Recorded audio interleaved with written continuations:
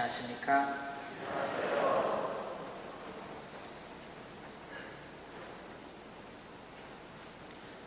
한 남자가 죽어서 천국에 갔습니다. 그런데 저 앞에서 예수님이 오시는 게 아닌가요? 아는 척, 아는 체를 하려고 하는데 당황스럽게도 예수님 이름이 떠오르지 않았습니다. 그래서 기회를 놓칠까봐 악수하며 한마디 했습니다. 말씀 많이 들었습니다. 처음 뵙겠습니다.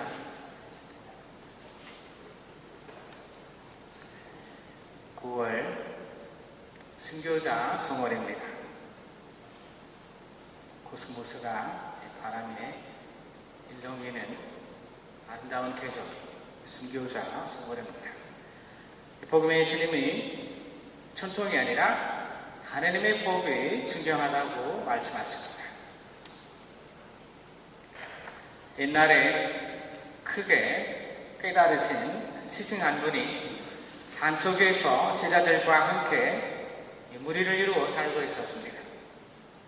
스승의 깨달음이 너무 큰지라 사방에서 모여든 제자들도 수도원은 항상 문전 성시를 이루었습니다. 하지만 스승의 가르침은 너무나 단순했습니다. 서로 사랑하라는 짧은 말씀을 마치시면 매일같이 제자들과 함께 벽이 뚫어져라 음시하면서 기도를 바치고 앉아있는 것이 전부였습니다. 그 수도원에는 고양이 한 마리 살고 있었습니다. 어느 날 스승께서는 기도 시간에 고양이가 어슬렁거리며 돌아다니는 것이 기도에 방해가 되니 기도 시간에 고양이를 기둥에 놓으라고 명하셨습니다. 기도로 기도 시간만 되면 제자들은 고양이를 기둥에 묶어두고 스승과 함께 명상에 잠겼습니다. 시간이 흘러 스승께서 돌아가시고 또 스승과 함께 시간을 보낸 제자들도 모두 다 세상을 떠난 뒤에 수도원에는 분란이 일어나 결국에는 여러 분파로 갈라졌습니다. 어떤 분파는 스승님의 명에 따라 기도할 때는 꼭 흰 고양이를 묶어야 한다고 고집하면서 갈라져 나가고, 그에 반대하는 분파는 검은색 고양이를 묶지 않으며 전통이 아니라고 비난했습니다. 흰 고양이파는 또 조체 기둥에 묶어야 한다는 분파와 도체 기둥이 맞다는 분파로 나누었고, 검은 고양이파도 고양이를 묶을 때는 빨간 줄을 써야 한다는 분파와 파란 줄을 써야 한다는 분파로 갈라져 싸우기 시작했습니다. 그 사이 고양이는 비싼 돌을 깎아 만든 돌 고양이상으로 바뀌었습니다. 그들은 고양이를 가지고 싸우기만 할 뿐 기도를 바치거나 명상에 잠기는 시간은 없었습니다. 서로 사랑하라는 가르침은 스승과 함께 완전히 잊혀졌고, 그들에게 남은 것은 수천 개의 돌 고양이 뿐이었습니다. 돌 고양이를 놓고 싸우고 있는 제자들은 상상만 해도 웃지 않을 수 없을 만큼 바보스럽다는 생각이 듭니다. 이와 비슷한 일들이 우리들의 신앙 안에서도 똑같이 일어나고 있다면 어떨까요? 웃고 있을 수만은 없을 것입니다. 이번에 한번 미사하러 왔는데 이번에 있었던 일은 아니지만 목사가 저한테 제대에 있는 철을 오른쪽부터 켜야 합니까? 아니면 왼쪽부터 켜야 합니까? 아니면 오른쪽부터 꺼야 합니까? 아니면 왼쪽부터 꺼야 합니까? 라고 물었습니다.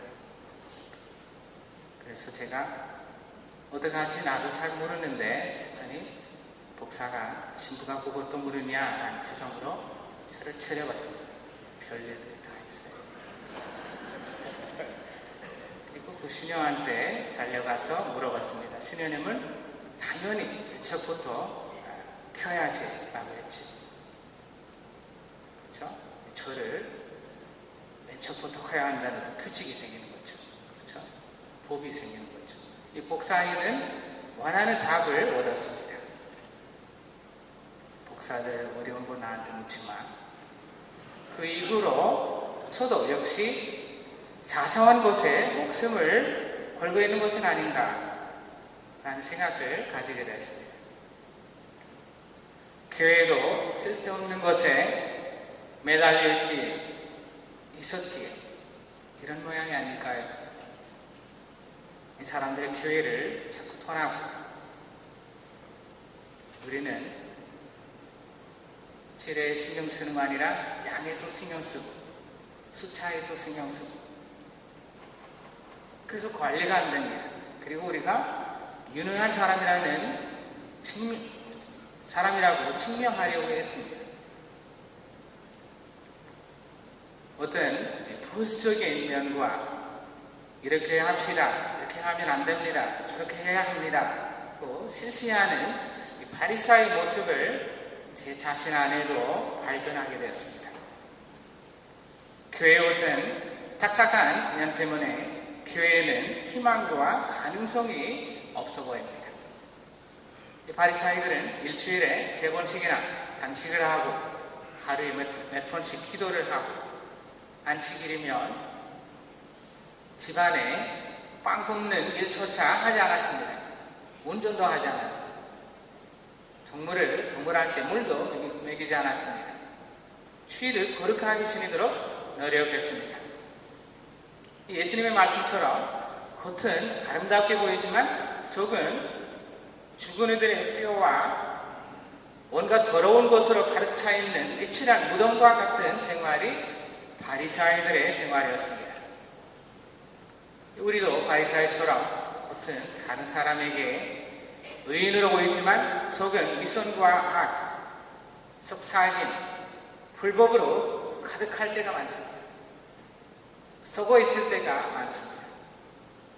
우리가 어떤 규정, 법 없이 사는 것도 문제이지만 너무나 규정에, 법에 매달리는 것도 큰 문제라고 봅니다. 이렇게 우리의 노력과 업적에 우리의 가치를 두는 현대판 바리사이인 것입니다. 우리는 필요 없는 규정, 준수에서 벗어나야 합니다. 바리사이들은 왜 이를 뒤죽박죽으로 만들었을까요? 이들은 사람들이 그들의 권력을 빼앗아갈 것을 두려워했기 때문입니다. 그들은 다른 사람들이 그들을 더욱 두려워하시기를 바랬습니다. 그래서 그들 자신의 율법을 세우는 이가 되는 것입니다. 그들은 사람들이 하느님의 계명을 어기면서까지 그들의 규율을 조상들의 전통을 다 한다고 주장하기에 이렇게 된 것입니다. 우리는 하느님을 믿고 다르는 것입니까? 아니면 바리사이파 사람들을 믿고 다른 것입니까?